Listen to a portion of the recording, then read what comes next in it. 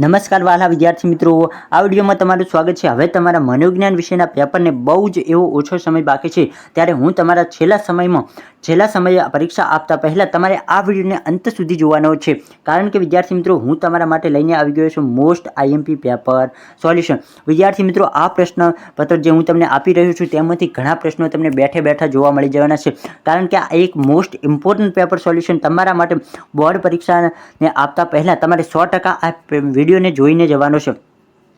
અને વિદ્યાર્થી મિત્રો, વિભાગ એમાં તમે રોકડા 20 ગુણ મેળવી શકો છો, તો તમારે ખાસ વિકલ્પો ઉપર વધુ ભાર આપવાનું રહેશે।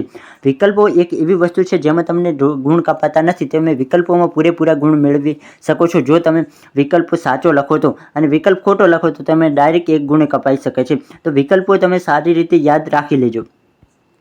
તો વિદ્યાર્થી મિત્રો, સૌપ્રથમ વિકલ્પો 20 ગુણના જોવા મળશે વિભાગ એમાં। તેમાં પ્રશ્ન નંબર 1 છે કે કયા મનોવૈજ્ઞાનિકે ગંધના 6 પ્રકારો આપ્યા છે? તો શું જવાબ આવશે? તો કે હેનિંગે ગંધના 6 પ્રકારો આપ્યા છે। અને ખાસ વિદ્યાર્થી મિત્રો જણાવી દઉં કે જો તમને પ્રશ્નનો જવાબ પહેલેથી આવડતા હોય તો તમે કમેન્ટ બોક્સમાં લખી શકો છો, જેમ કે પ્રત્યક્ષીકરણમાં સંગઠનના નિયમો આપનાર કયા મનોવૈજ્ઞાનિક છે? તો કયા મનોવૈજ્ઞાનિકે પ્રત્યક્ષીકરણમાં સંગઠનના નિયમો આપ્યા છે? જો તમને જવાબ આવડતો હોય, ધારો કે તમારે કોમેન્ટ બોક્સમાં લખવાનું કે બીજાનો જવાબ એ હોય તો તમે એ લખી શકો છો, પરંતુ બીજા પ્રશ્નનો જવાબ શું હશે? તો કે વર્તિમર, કોલર અને કોફકા। તો તમારે કોમેન્ટ બોક્સમાં લખી શકો કે 2 નો સી જવાબ સાચો છે। આ રીતે વિદ્યાર્થી મિત્રો તમે લખી શકો છો। કયા પ્રકારના શિક્ષણમાં પ્રાણી પ્રતિક્રિયા કરે તો જ તેને ખોરાક મળે છે? તો કે કારક અભિસંધાનમાં શિક્ષણમાં પ્રાણી ક્રિયા કરે તો જ તેને ખોરાક મળતો હોય છે। થોર્નડાઇકના બિલાડી પરના પ્રયોગમાં બિલાડીને કેટલા પ્રયત્નોએ શિક્ષણ મળ્યું હતું? તો વિદ્યાર્થી મિત્રો, તમને આવા પ્રશ્નો તો આવડવા જ જોઈએ। આવા સરળ પ્રશ્નો ખાસ પૂછાવાની સંભાવના હોય છે। આ એક મોસ્ટ ઇમ્પોર્ટન્ટ પ્રશ્ન છે અને બોર્ડમાં પૂછાઈ ગયેલો પણ પ્રશ્ન છે। તો વિદ્યાર્થી મિત્રો, બિલાડીને કેટલા પ્રયોગે શિક્ષણ મળ્યું હતું? તો કે 24 પ્રયત્નોએ શિક્ષણ મળ્યું હતું। આગળ વાત કરીએ પ્રશ્ન નંબર 5 કે માનસિક વય ગણતી વખતે કસોટીના દરેક સાચા ઉત્તર દીઠ કેટલા માસની કે કેટલા મહિનાની માનસિક વય ગણવામાં આવતી હોય છે? તો કે 2 માસની માનસિક વય ગણવામાં આવતી હોય છે। પ્રતિભા સંપન્ન વ્યક્તિઓનો અભ્યાસ ઈસવીસન 1925માં કોણે શરૂ કર્યો હતો? તો પ્રતિભા સંપન્ન વ્યક્તિઓનો અભ્યાસ 1925માં કોણે શરૂ કર્યો હતો? તો કે ટર્મને। અને વિદ્યાર્થી મિત્રો, તમારામાંથી ઘણા વિદ્યાર્થીઓનો સવાલ હોય છે કે શું સંપૂર્ણ પેપર તમે જે આપવા જશો તે આમાંથી જ આવશે? તો વિદ્યાર્થી મિત્રો, હું તમને જણાવી દઉં કે યુટ્યુબમાં તમે ગમે તે વિડીયો જોશો તેમાંથી બેઠો તમને તમારું મનોવિજ્ઞાનનું પેપર જોવા મળશે નહીં। એ તદ્દન ખોટું હોય છે। તમારું આખું પેપર કોઈને ખબર હોતી નથી। આમાંથી વિદ્યાર્થી મિત્રો આ એક મોસ્ટ આઈએમપી પેપર છે, તો આમાંથી ઘણા પ્રશ્નો બેઠા આવી શકે। તમે યુટ્યુબમાં જુઓ, એ પેપરમાંથી તમને અમુક પ્રશ્નો બેઠા જોવા મળી શકે છે। તો એ આ એક આઈએમપી પેપર હોય છે। યુટ્યુબમાં તમે જેટલા પણ જુઓ એ પ્રશ્નપત્ર આઈએમપી હોય છે, મોસ્ટ આઈએમપી હોય છે। એમાંથી દરેક પ્રશ્નો બેઠા આવતા નથી, એમાંથી અમુક પ્રશ્નો બેઠા પૂછાઈ જાય છે। તો તમે જેટલા વધારે આઈએમપી પેપર જુઓ એટલા વધુ તમે ગુણ મેળવી શકો છો। તો આપણી યુટ્યુબ ચેનલ ઉપર પણ બીજા પેપર સોલ્યુશન આપેલા છે મનોવિજ્ઞાન વિશેના, એ પણ તમે ના જોયો હોય તો એ પણ તમે જોઈ શકો છો। પૂર્વગ્રહમાં પરિવર્તન લાવવા શિક્ષણ સાથે સંદેશ આપનાર વ્યક્તિ અને જૂથની વિશ્વાસપાત્રતા અસરકારક નીવડે છે તેવું સંશોધન કરનાર મનોવૈજ્ઞાનિકનું નામ જણાવો। તો શું નામ છે? તો કે હાર્ડિંગ। મનોશારીરિક વર્તનની માનસિક તત્પરતા એટલે શું? તો મનોશારીરિક વર્તનની માનસિક તત્પરતા એટલે શું? તો કે મનોવલણ। આંતરિક સહજ પ્રક્રિયા કઈ છે? તો કે આંતરિક સહજ પ્રક્રિયા કોને કહેવામાં આવે? તો કે રડવું એ આંતરિક સહજ પ્રક્રિયા છે। માનવજાતને ભારતની અપ્રતિમ ભેટ કઈ છે? તો કે ધ્યાન અને યોગ એ માનવજાતને ભારતની અપ્રતિમ ભેટ છે। હિમશિલાનું ઉદાહરણ કયા ખ્યાલ સાથે સંબંધિત છે? તો હિમશિલાનું ઉદાહરણ કયા ખ્યાલ સાથે સંબંધિત છે? તો કે ચેતન અને અચેતન મન સાથે હિમશિલાનું ઉદાહરણ સંબંધિત છે।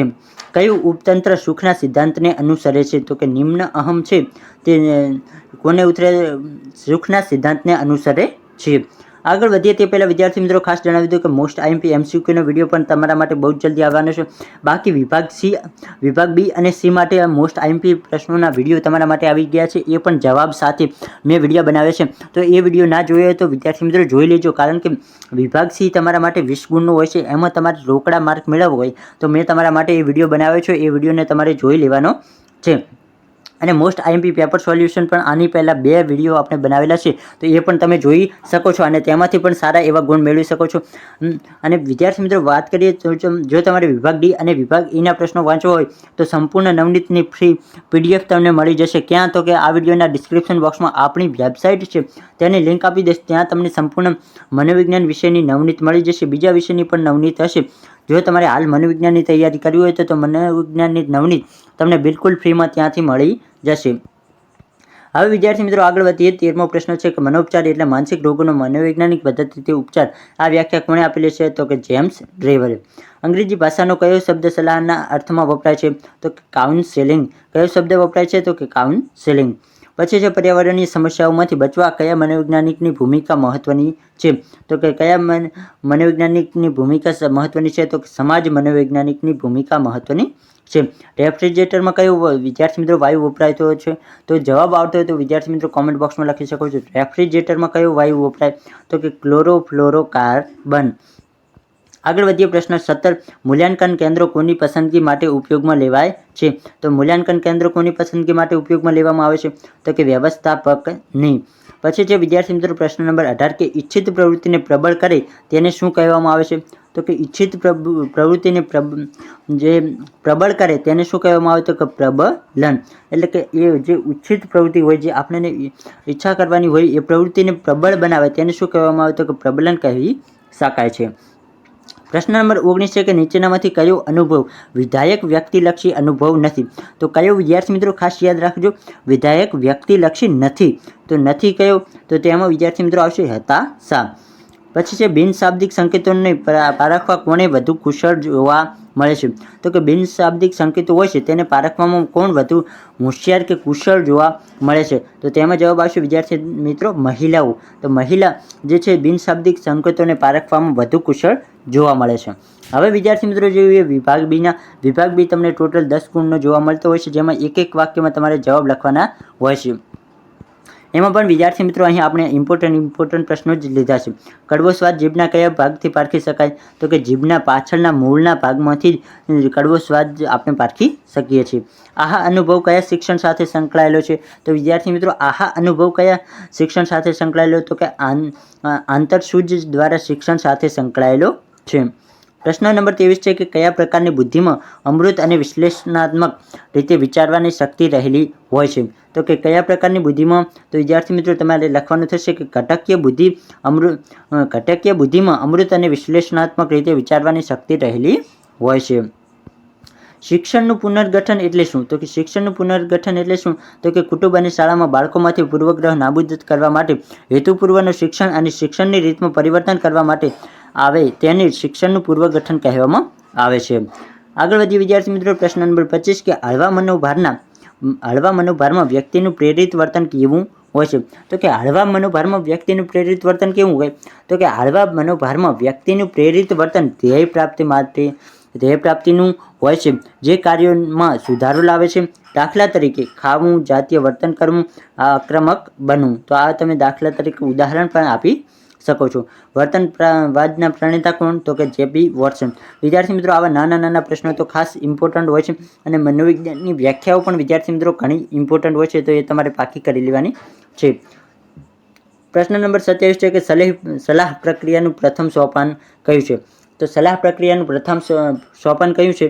તો કે સલાહાર્થી જે આવે છે તેને આવવાનો હેતુ જાણવો. જ્યારે કોઈ પણ વિદ્યાર્થી મિત્રો સલાહથી આવે એનો હેતુ જો આપણને ખબર ના હોય તો સલાહકાર શું સલાહ આપે? એટલા માટે સલાહકાર જે છે તેને હેતુ જાણવો બહુ જ જરૂરી હોય છે. જ્યારે કોઈ પણ સલાહ પ્રક્રિયાનું સૌપ્રથમ સોપાન કયું છે? તો કે સલાહથી આવવાનો હેતુ છે તે જાણવો હોય છે. અહીં વિદ્યાર્થી મિત્રો સલાહ પ્રક્રિયા લખેલું છે. આ મેં મિસ્ટેકથી બીજું કંઈક પાછું હોય તો માફ કરજો. ઠંડા વાતાવરણ કરતાં ગરમ કે ભેજવાળા વાતાવરણમાં લોકો કેવા વર્તનનું પ્રમાણ વધુ જોવા મળે છે? લોકોમાં કેવા પ્રકારનું વર્તન વધુ જોવા મળે? તો કે ઠંડા વાતાવરણ કરતાં ગરમ કે ભેજવાળા વાતાવરણમાં લોકોમાં ઉશ્કેરાટ અને આક્રમકતાવાળું વર્તનનું પ્રમાણ વધુ જોવા મળતું હોય છે. વિદ્યાર્થી મિત્રો પ્રશ્ન નંબર 29 છે કે અમલદારશાહી સંરચના કોને કહેવામાં આવે છે? અમલદારશાહી સંરચના એટલે શું? તો કે જે સંસ્થાની કામગીરી ફાયદાઓ અને નિયમાનુસાર ઔપચારિક માળખામાં કાર્ય વિશિષ્ટીકરણ મુજબ ચાલતી હોય તેને અમલદારશાહી સંરચના તરીકે ઓળખવામાં આવે છે. પછી છે વિદ્યાર્થી મિત્રો પ્રશ્ન નંબર 30 કે લગ્ન જીવનના અંતથી શેમાં ખોટ પડે છે અને શેમાં ઘટાડો થાય છે. તો લગ્ન જીવનના અંતથી સંગાથ, હૂંફ, પ્રેમ, લાગણી અને આવેગિક સમર્થનમાં ખોટ પડે છે. શેમાં? તો વિદ્યાર્થી મિત્રો તમારે લખવાનું રહેશે તો કે લગ્ન જીવનના અંતથી સંગાથ, હૂંફ, પ્રેમ, લાગણી અને આવેગિક સમર્થનમાં ખોટ પડે છે અને આર્થિક સ્ત્રોતોમાં પણ ઘટાડો જોવા મળે છે. હવે વિદ્યાર્થી મિત્રો આપણે વિભાગ બીના પણ 10 ઇમ્પોર્ટન્ટ પ્રશ્નો જોઈ લીધા. હવે જોઈએ વિભાગ સીના 10 મોસ્ટ ઇમ્પોર્ટન્ટ પ્રશ્નો. વિદ્યાર્થી મિત્રો વિભાગ સીની વાત કરું તો વિભાગ સીમાં ટોટલ તમને 14 પ્રશ્નો જોવા મળશે, પરંતુ તમારે કોઈ પણ 10 પ્રશ્નોના સાચા જવાબ લખવાના રહેશે. જે પણ 10 પ્રશ્નોના સાચા જવાબ આવતા હોય તે તમારે કોઈ પણ 10 પ્રશ્નો તમે લખી શકો છો. દરેક પ્રશ્નના તમને 2 ગુણ આપવામાં આવશે, એટલે ટોટલ તમારો વિભાગ સી 20 ગુણનો બની જશે. સંવેદન એટલે શું? તો કે સંવેદન એટલે જ્ઞાનેન્દ્રિયો દ્વારા થતો ઉદ્દીપકોનો અનુભવ. કોઈપણ પ્રકારના બાહ્ય ઉદ્દીપકની અસર માનવીની જ્ઞાનેન્દ્રિયો ઉપર થાય તેના અંતર્વાહી તંતુ ઉત્તેજાય અને મગજના ચોક્કસ ભાગને સંદેશો પહોંચે તેને સંવેદન કહેવામાં આવતું હોય છે. સંવેદન એટલે સભાનતામાં સર્જાતું એવું પરિવર્તન કે જે ચેતાતંતુઓની અસાધારણ ઉત્તેજના મગજમાં સંવેદન વિસ્તાર કેન્દ્રો સુધી પહોંચવાથી ઉત્પન્ન થાય છે. આગળ વધીએ વિદ્યાર્થી મિત્રો પ્રશ્ન નંબર 32 કે સાપેક્ષ કાયમી ફેરફાર ઉદાહરણ સહિત સમજાવો. તો કે સાપેક્ષ કાયમી ફેરફાર કોને કહેવામાં આવે? તો કે વ્યક્તિએ પ્રાપ્ત કરેલું મોટા ભાગનું શિક્ષણ કાયમી અથવા ઘણા લાંબા સમય સુધી ટકેલું રહે તેવું હોય છે. થાક, ઈજા અને કેફી દ્રવ્યોના કારણે થોડા સમય માટે અથવા પરિસ્થિતિ અનુસાર થયેલા ટૂંકા ગાળાના ફેરફારો એ નથી. મનોવૈજ્ઞાનિકો વ્યક્તિના વર્તનમાં તાત્કાલિક, હંગામી, અસ્થાયી પરિવર્તનને શિક્ષણ તરીકે સ્વીકારતા નથી. તો કે મનોવૈજ્ઞાનિક જે ટૂંકા ગાળામાં આપણે કોઈ જ્ઞાન મેળવીએ, જેમ કે શું છે તો કે વ્યક્તિના વર્તનમાં તાત્કાલિક કે હંગામી, અસ્થાયી પરિવર્તનને શિક્ષણ તરીકે મનોવૈજ્ઞાનિકો સ્વીકારતા નથી. તો વિદ્યાર્થી મિત્રો તેઓ પ્રાણી કે વ્યક્તિના વર્તનમાં થતા દીર્ઘકાલીન એટલે કે લાંબા ગાળે કે લાંબા સમયે જે પરિવર્તન વ્યક્તિમાં કે પ્રાણીમાં આવતું હોય તેને મનોવૈજ્ઞાનિકો શું માને છે? તો કે તેને જ મનોવૈજ્ઞાનિકો સાપેક્ષ કાયમી ફેરફાર માને છે. પછી તથા આવા પરિવર્તનોને સાપેક્ષ પણ હોવા જોઈએ. સાપેક્ષ એટલે પ્રાણી કે વ્યક્તિના વર્તનમાં પહેલાંની સરખામણીમાં જોવા મળતા જરૂરી ફેરફારો. તો કે પહેલાંની જે સરખામણીમાં જોવા મળતા જરૂરી ફેરફારો હોવા જોઈએ. દાખલા તરીકે બાળકને કાયમ માટે સાયકલ ચલાવતા આવડવી જોઈએ. તો કે કોઈ પણ બાળક ધીરે ધીરે સાયકલ ચલાવતા શીખે તો એને આગળ જતાં સંપૂર્ણપણે સાયકલ ચલાવતા આવડી જાય અને તેને હંમેશા માટે યાદ રહે, તો આને જ એક પ્રકારનું શિક્ષણ કહી શકાય. તો મનોવૈજ્ઞાનિકો આને શિક્ષણ માની શકે છે. તો આગળ વધીએ વિદ્યાર્થી મિત્રો પ્રશ્ન નંબર 33 કે વેક્સલરની બાળકો માટેની કસોટી વિશે માહિતી આપો. તો વેક્સલરની બાળકો માટેની કસોટી વિશે માહિતી આપવાની થાય તો વિદ્યાર્થી મિત્રો તમારે લખવાનું રહેશે કે વેક્સલરની બાળકો માટેની કસોટી 2 પ્રકારની છે. WPPSI કસોટી અને બીજી કઈ છે તો કે WAISC કસોટી. તો વિદ્યાર્થી મિત્રો WPPSI કસોટી 4 થી 6.5 વર્ષના બાળકોની સમગ્ર બુદ્ધિ અને કાર્યોનું ગુણાંકનું માપન કરે છે. આ કસોટી બાળકો માટે શાળા પૂર્વેની અને પ્રાથમિક શાળાના બાળકોની કક્ષા માટેની બુદ્ધિ કસોટી છે. WAISC કસોટી 6 થી 16 વર્ષના બાળકો માટે રચવામાં આવેલી બુદ્ધિ કસોટી છે. તો WAISC કસોટી કોના માટે છે? તો કે 6 થી 16 વર્ષના બાળકો માટે, અને WPPSI કસોટી કોના માટે? 4 થી 6.5 વર્ષ સુધીના બાળકો માટે. પૂર્વગ્રહ વ્યક્તિથી જૂથવ્યાપી બને છે.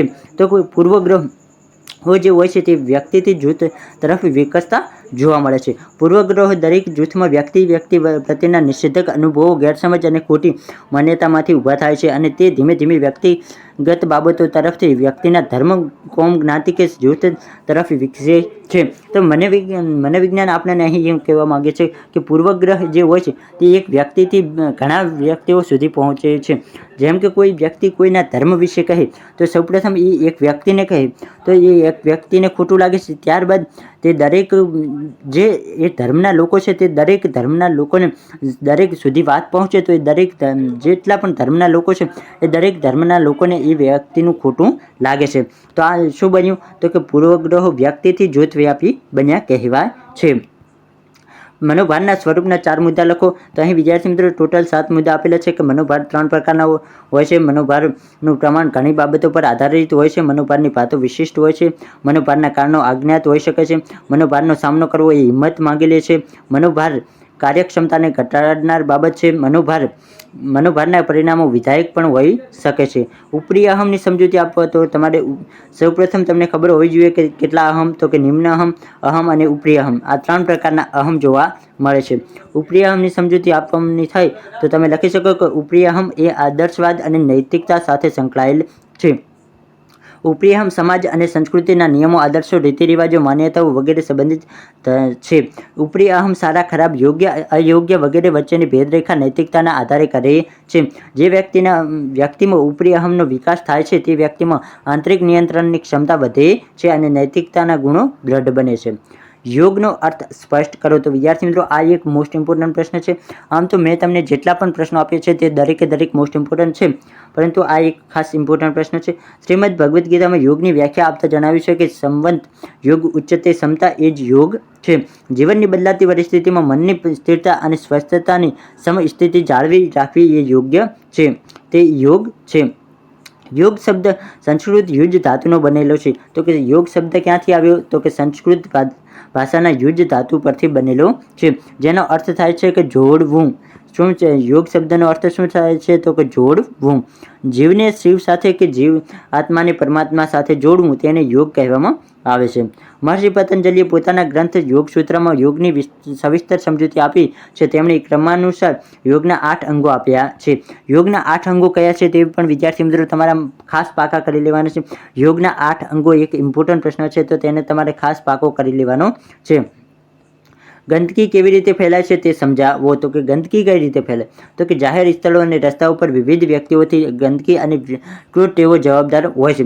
આમ તો વિદ્યાર્થી મિત્રો આ પ્રકારના પ્રશ્નો આપણે મનોવિજ્ઞાન ના ભણ્યા હોય કે કોઈ પણ વિષય ના ભણ્યા હોય તો પણ આપણને ખબર હોવી જોઈએ. તો કે ગંદકી કઈ રીતે ફેલાય? તો કે કોઈ વ્યક્તિ જ્યાં ને ત્યાં થૂકી દે અથવા આપણે ગમે ત્યાં કચરો નાખી દઈએ તો એ રીતે ગંદકી ફેલાતી હોય છે.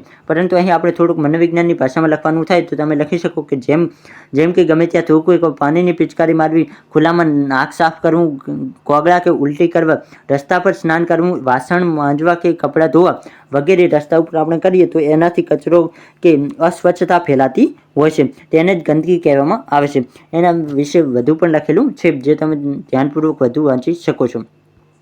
પ્રશ્ન 39 છે કે માહિતી સંબંધિત ભૂમિકા એટલે શું? તો કે માહિતી સંબંધિત ભૂમિકા કોને કહેવામાં આવે છે? વ્યવસ્થાપકોએ સંસ્થાના તમામ કાર્યો વિશેની માહિતી એકત્રિત કરી તેનું પૃથ્થકરણ કરવાનું હોય છે. તો કે વ્યવસ્થાપકોએ શું કરવાનું હોય છે? કે સંસ્થાના તમામ કાર્યો વિશેની માહિતી એકત્રિત કરી તેનું પૃથ્થકરણ કરવાનું હોય છે.